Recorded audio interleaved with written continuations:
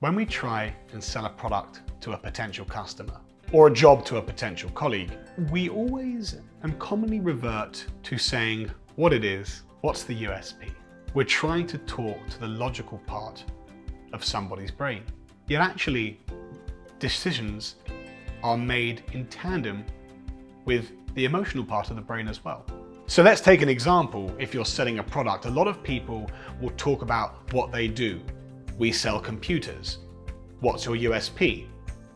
It's bigger, shinier, it has more memory, it's faster.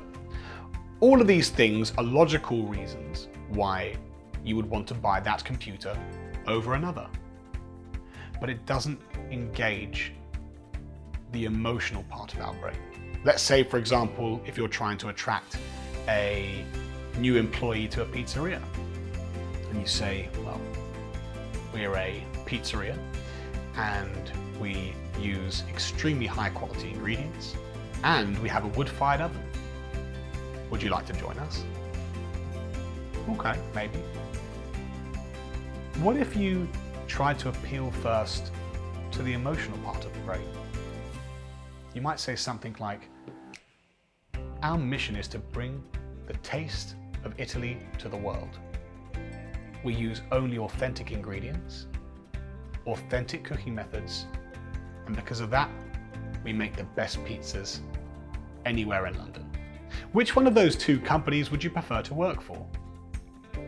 The what and the how are exactly the same. I've just used different language and I've talked about it in a different order.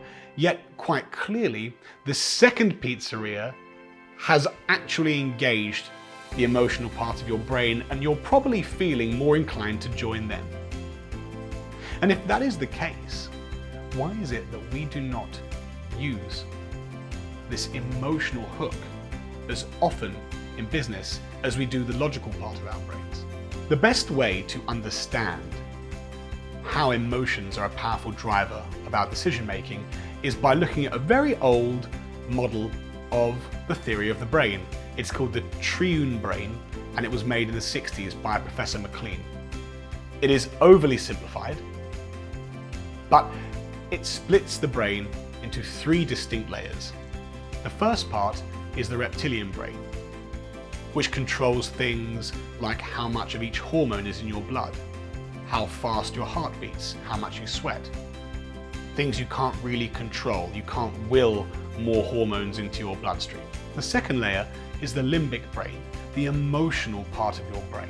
And the outer layer is the neocortex. This is the parts of the brain that control language, that take in your five senses and try to use logic to make decisions. All parts of the brain work together to make decisions. But of course, we often appeal to the neocortex because it's the one that understands language. It's the one where we can logically convince someone. But we usually leave aside the emotional part of the brain. And that can be a mistake. Let's see why.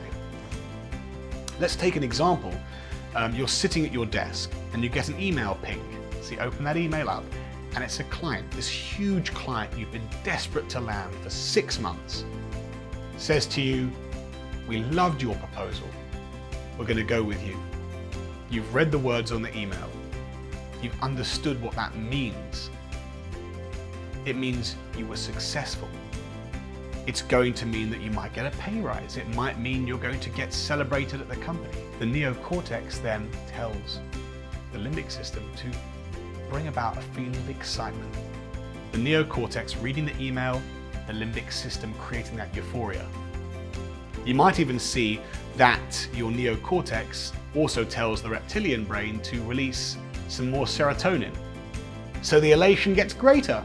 So here you are sitting at your desk in this heightened state of excitement because you've just won a massive client. And then a junior associate comes in and says that they believe they've been working so hard that they deserve a pay rise. Your logical brain hears that, interprets it. But you're in a heightened state of excitement. And because of that, the decision you'll make whether or not to grant that junior associate a raise is going to be different than if that person came before you read the email, i.e. your emotions will impact your decision making. And if emotions impact decision making, then you really need to think about how to harness the emotions of customers when you're selling to them, and future colleagues when you're trying to get them to join your mission.